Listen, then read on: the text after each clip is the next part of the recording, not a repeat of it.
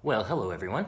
I thought it might be useful to do a video on double strokes, the double stroke roll. Double strokes are really good for if you're playing a succession of singles and then you do a double so that you can switch over to the opposite hand.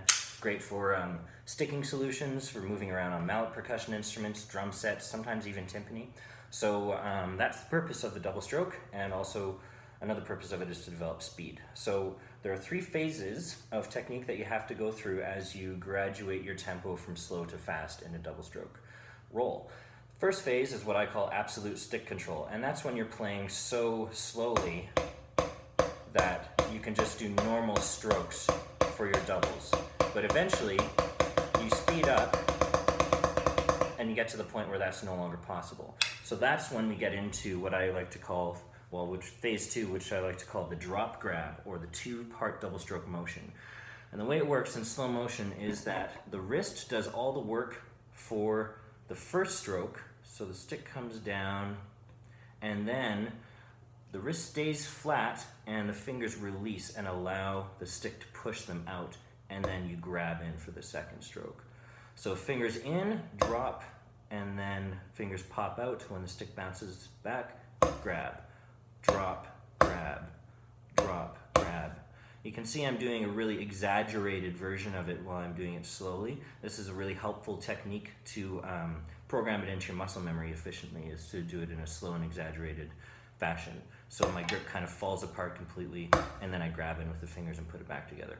One natural tendency that students might have is to do this when they pick the stick up. They'll pull their fingers out. You can't do that. You need to keep the fingers in so that when the second stroke happens, the fingers are rested. They haven't done anything yet, and then they can do the second stroke.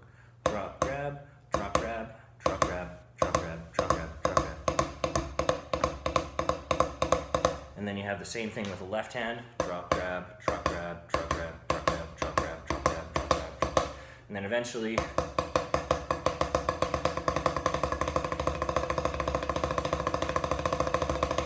you're now able to do double strokes at a faster speed than you were able to do with phase 1, which is absolute stick control.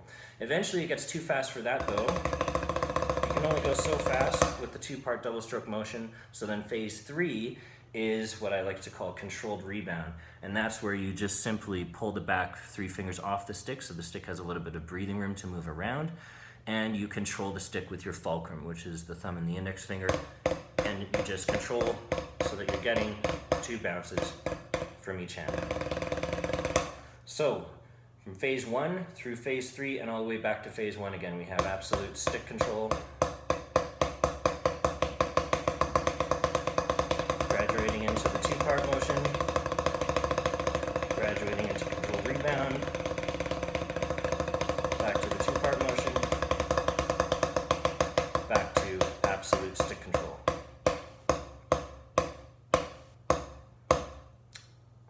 In the left hand, if you're playing with traditional grip, which not a lot of people do anymore, but in the marching world it's common, it's very common, in the drum corps world it's common, and to an extent it's common on drum set. The fingers in front of the fulcrum, above the stick, play the same role that in match grip the fingers behind the fulcrum, underneath the stick, play. So just as I release the fingers and grab on for that stroke, here I'm going to release the fingers and then grab down. Drop, grab, drop, grab, drop, grab, drop, grab.